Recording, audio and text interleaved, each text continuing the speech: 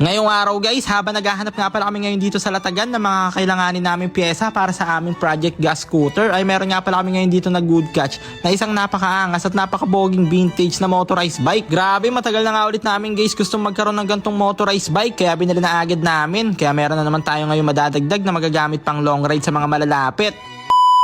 What's up sa inyo mga itik? Ngayong araw guys, sa pagpapatuloy nga pala ng ating isinasagawang Project Gas Scooter, ay pumunta nga pala kami ngayon dito sa Latagan sa Paliparan para maganap at maka-good catch na makakailanganin namin pyesa para sa aming binubuong scooter. At ayun nga guys, sa pag-window shopping nga pala namin ngayon dito ay sobrang dami nga pala namin dito natagpuan ng mga binibenta mga brand new na mga second hand. Bali, etong side nga pala na to ng Latagan dito sa Paliparan ay dito nga pala yung sa gilid ng Wmart. Bali, ditong side nga pala guys, eto yung perfect na puntahan nyo kung naghahanap kayo ng mga pyesa sa bike, sa mga motor, e-bike, kotse, generator, washing machine, repair, payong, antenna, remote, at marami pa kayo matatagpuan dito guys. Tulad nito, meron nga rin pala sila ditong binibentang second hand na Inodoro. All goods pa yan guys, almost brand new pa. Tuwing nagsisiyar lang sila niyan ginagamit. Tsaka no issue talaga yan guys, ang reason for selling lang yan, mag-abroad na doon yung may-ari. At ayun na nga guys, sa pag-window shopping nga namin dito ay sa wakas meron nga pala kami ngayon dito na good catch na makina ng grass cutter na ilalagay namin sa aming gas scooter na ibinibenta lang sa halagang 500 pesos. Ang issue lang nito guys, wala daw siyang karburador pero kaya pa daw ito paganahin. Wala lang siyang carb pero pwede na. Gano yan? Magkano magigit? 500. 500 lang oh.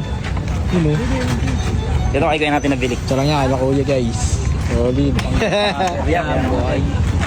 Kaya ayun na nga guys, naka-good catch na naman tayo ngayon dito kaya binayaran na agad ni Kuya Mac. Isa na namang sanitized customer. Ito kaya, ang ganda po kayo. Oh, ito lang ganda pa, ang kinis pa niya na.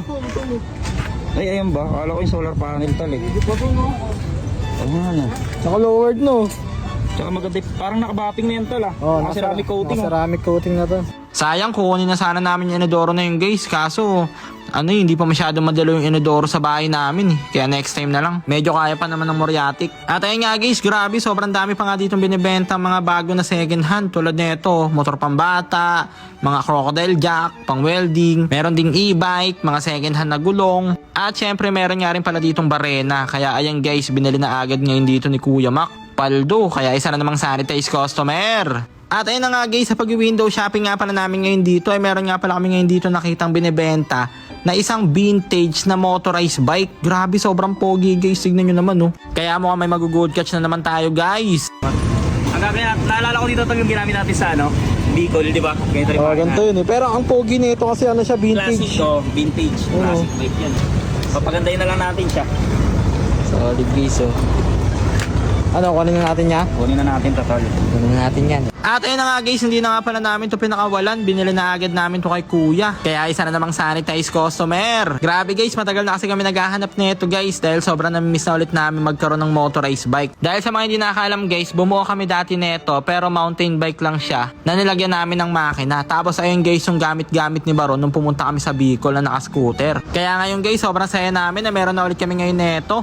At ayun na nga guys, syempre para may uwi na nga pala natin to ngayon sa bahay, ay magpapagas nga pala muna tayo ngayon dito sa gasolinahan. Kaya ayan, nagpagas na nga pala agad tayo ngayon dito ng kalahating full tank. At syempre dahil 2-stroke nga pala to, ayan, nilagyan na nga rin pala natin siya ng 2T. At maya maya nga lang guys, ayan, tinest drive na agad ni Kuya para malaman natin kung gumagana ba talaga yung makina niya.